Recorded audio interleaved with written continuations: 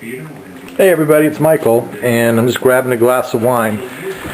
I'm actually filming something, so I'm not on camera, but I'm filming it because a couple of days ago I was asking somebody if they'd ever been making pork chops or had a great pork chop recipe, and they said no. So I wanted to share with you this pork chop recipe that I think is phenomenal, and I'm going to tell you a little bit about it here. I've got basically two nice thick pork chops. They're about 1.5 to 2 inches. I've trimmed a little bit of fat off the sides, but I kept the majority of the fat on the sides just so it gives some really nice flavor. And what this is, basically, I've got about a half a teaspoon of pepper, a teaspoon of salt, a teaspoon of granulated garlic. I've got about a teaspoon and a half of some dried rosemary. You can use fresh rosemary, but I'm using dry. It's a little bit easier to deal with. And then I've got 2 teaspoons of some paprika. Basically, I am going to take probably about 2 tablespoons of some olive oil. And I'm going to put that into a bowl. And then I'm going to start adding my ingredients. So, paprika, a little bit of rosemary, a little bit of garlic, some salt, and we're still going to do a little bit of salt at the end, just for the final flavor, and then my pepper goes in. So, that's pretty much it right there. Let me grab a whisk, and let's just whisk that up here. Now, the other components that we're going to add to this is going to be beer, some lemon juice, and I've got some fresh thyme from my herb garden outside, and a little bit of butter. And that's going to be the cook-off sauce.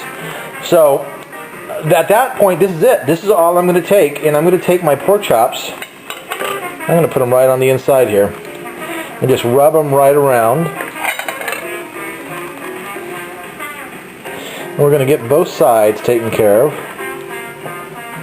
And we just want them really covered, because what's going to happen is the olive oil is actually going to be just the perfect component. We're going to put a little bit in the pan, but not very much, because the olive oil is actually all right here on the pork chops. So we want to get them all covered.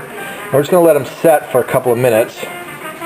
So I'm going to let them just kind of sit. I'm going to let them soak up some of that flavor, and we'll be back in just a minute to see what it's going to take to cook these babies off. See you in a minute. Okay, so we're back. So I've got my pan down ready to go. I've got my pork chops. Those have actually been marinating for about 10 minutes, just sitting in that olive oil. So let's get ourselves a nice heat on this pan here. Turn up to about a medium temperature. And I'm going to go ahead and get just a tad bit of olive oil in here. Grab this. And just put about another tablespoon right in there. That's all you need. Just let that heat up. It's going to actually tell me in a minute when my pan's really ready to go here. You know, there's a myth that is basically hot pan, cold oil. And that's actually not completely untrue, but a hot pan cold oil is basically to prevent sticking. The mantra has been repeated by many people as the best way to prevent food from sticking to the pan when sauteing or when you're stir frying. The idea is that you heat up the pan first, and then you add the cold oil, and almost immediately you would add the food. This works, but it's a myth that is not quite untrue, but it's false to think that's the only or the best way to prevent sticking. What you really want is hot pan, hot oil, and that's what you're actually getting, because you put the cold oil and it heats up almost instantly when you add it to the hot pan. What I like about it is you put the oil in, and you're going to start seeing these little ribbons in here. It's going to start heating up, and that's actually how you know that your pan is hot, and that way you don't have to add the oil at the very last minute. So I'm basically looking for the little ribbons here. Now, I've got my pork, and while this is heating up, we're taking a look at the pork here. There is an opinion that pork should be cooked thoroughly, and that's because it's based on the transmission of a parasite that's present in pork. But the reality of it is, old habits die hard. Pork roasts have been cooked in my family to the point of being leather because of that old myth. The reality of it is, and many professional chefs and home cooks like myself know that pork with some pink remaining in the center is perfectly safe. In fact, the USDA, it's wised up. They've actually changed the recommended internal temperature for whole cuts of pork from 160 degrees to 145 degrees Fahrenheit. So it's about a 3-minute rest, and that's just fine. Now, I don't think the camera's picking this up, but I've got basically some little ribbons that are moving around in the pan. So I know the pan is pretty much heated up. The oil's good to go. So I'm just going to take my pork, and it's been resting in here, and I'm literally just going to place it right into the pan. And you hear that sizzle. When you hear that sizzle, that's a great sound, and you don't want to move the meat. So let's get the next piece. Let's get that in. And I am just going to let that sit. And that's going to take probably about 5-7 minutes on this side. And then I'm going to go ahead and turn it.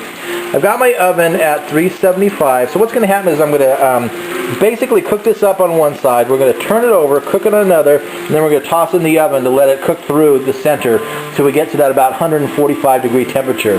So I'm going to let this cook, and we'll be back. I'm going to wash this pork off of my hands. And okay, so it's been about 5-6 minutes now, and the pork's been cooking, it's just ready to turn. But while it's been doing that, I've been preparing a few things here. I've actually got my butter out, and it's soft. This is actually going to be part of the sauce at the very end. So I've got some butter. What I've done with the thyme is I basically pulled a lot of the thyme off the stems. So that's ready to go for the sauce, and a little bit to go on top. I've cut an orange. And I've actually also opened up a beer, and this is going to be part of my deglazing process. I'm using beer instead of wine, and I'm using that with some orange, and the reason why is I like that salty and sweet flavor, very, very sweet, very savory, and the beer is actually going to add a really nice savory flavor to the pork, as well as the garlic and the rosemary and the thyme that you have. So, right, let's head on over here and see what I've got going here. I've got these pork chops. And they've been on, like I said, 5 minutes, probably about 6 or 7 now. And these are perfectly ready to turn. Look at that. Brown food is good food. Oh my goodness, look at that. That is perfect. So I'm going to get this other one turned over. Can you hear that? I wish this was smell-o-vision because, my goodness, oh, these smell fantastic. All right, so these got about another 5-7 minutes to go. Once those are done and brown on that side, we're going to toss it in the oven and let it cook off a little bit more just to make sure the internal temperature is at 145. And then we're going to go ahead and deglaze our pan with a little bit of beer, some of the orange juice, butter, some of the thyme, nice little thick sauce, and we'll get ourselves a really nice pork chop that you can make at home, and this is good. All right, be back shortly. Okay, so we've got about another 5-7 minutes on these pork chops, so let's see what these look like over here. I bet these are beautiful and brown and ready to go. Both of them are. So they're pretty thick, so obviously what we need to do is make sure they're cooked internally. So we are going to go ahead and finish cooking them off in the oven. So like I said, I've got it at 375. Let me get this pan in here. Put that right on top. That flame off. So I've probably got about another 7 or 8 minutes. I've got my little thermometer here, so once that is comes out of the oven, I'm going to test it. Make sure it's at about 140 in the center, so it's a little pink. If you like your pork well done, let it cook a little bit longer. Get it to that 145 to 160. So let's let that cook off, and we're going to make our sauce once it's done. Okay, so I've got my pork chops, and those have been in the oven probably about 10-12 minutes, so those are ready to go. So we go ahead and get those out here. See what we got going. See how these look. Oh, beautiful. Absolutely beautiful. Look at those. Just beautiful, beautiful brown pork chops. God, they smell incredible. So what I want to do is I want to actually let those rest. So I'm going to go ahead and transfer these over. We want to let them rest for about 3-5 minutes. I'm going to get those into my bowl here. And that way, you can even see where, actually I don't know if this is going to come up on camera, but you can see the whites coming up around the edges where the proteins are cooking out, so you know that this is really just cooked perfectly. So what we want to do now is we want to go ahead and make a sauce. So I'm going to go ahead and get my flame up to about a medium. And I'm going to move that handle because it just came out of a very hot oven, and I do not want to burn myself. Okay. So I've got that turned down. Now, I don't know if you can see, but at the bottom there's all sorts of remnants of many items in the bottom. And we want to go ahead and get those items off, because that brown that we get off there is going to be the basis for our sauce, and it's going to be wonderful. So a lot of times you see sauce made with wines, white wines, red wines. What I'm going to do is I'm actually using beer. Let me see if I can do this. Oh, look at that. And I'm going to put some beer in here. Probably about 2 tablespoons, maybe one more for the time being. I want that to reduce. Let me grab a spoon. Let me grab my juicer and come on back over here. We're going to go ahead and just make sure that we are getting this flame back up to really start cooking and getting all the bits of the bottom off. And you can see it's starting to do that right now. Oh, that beer just has the best smell right now. Like I said, if this was smell-o-vision, it would be phenomenal. So, as you can see, it's starting to cook. I want a beautiful glossy sauce to go on top of my pork chops with the thyme that I've got. So before I put the thyme in there, I'm going to actually just take a couple of cubes of butter. Probably about, that's probably about a teaspoon of butter. I couldn't imagine it'd be more than that. A couple of cubes. I'm going to give it a nice flavor. Gloss that sauce up. And we want to let that cook down. And what this is going to do, it's going to reduce a little bit. The longer I let it reduce, the more potent those flavors are going to be. And I really want this just to be a beautiful, strong sauce. So I've got the butter cooking in here. As you can see, it's pulled everything up off the bottom that it should be. So all the flavors of the rosemary and the pepper and the garlic, just fantastic. Okay, I'm actually going to get my juicer now. I want to squeeze some orange juice into this. Only for the reason being that we really want a nice citrus flavor as well. Let's see what we get here.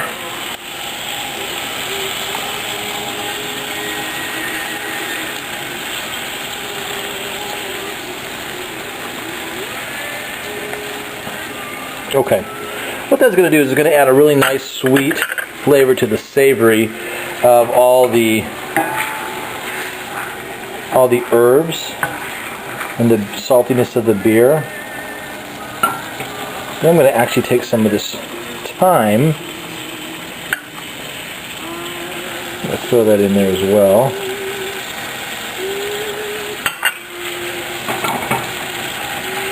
Man, as soon as that hit, oh goodness, that smelled wonderful. And now I'm just going to let this reduce. The longer I let it cook, the longer it's going to reduce. So I'm going to let it reduce for a little bit. We'll be right back. Okay, so this sauce has totally thickened and wonderful. So I'm going to get one of my pork chops. Get that right onto the plate here. It's all set and ready to go.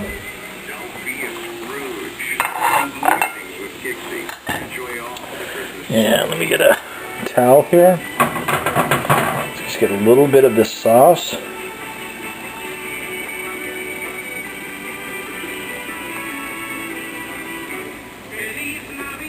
Oh my goodness. Look at that. Look at that. So what I want to also grab is the rest of the thyme. A little bit more thyme here. And just sprinkle some fresh aromatic thyme on the top.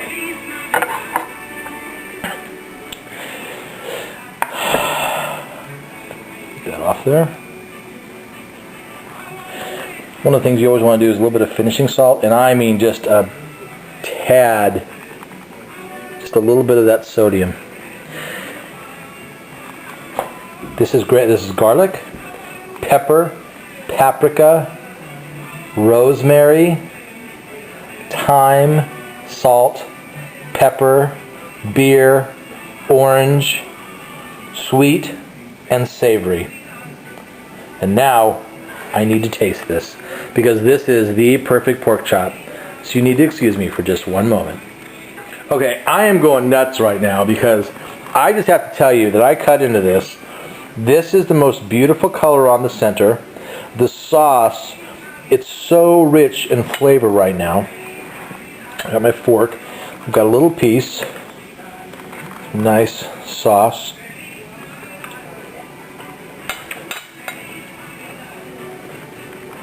Oh my gosh. This is the best pork chop you've ever had. And that's why I wanted to show this to you. I wanted to let you know this is the best pork chop you'll ever eat.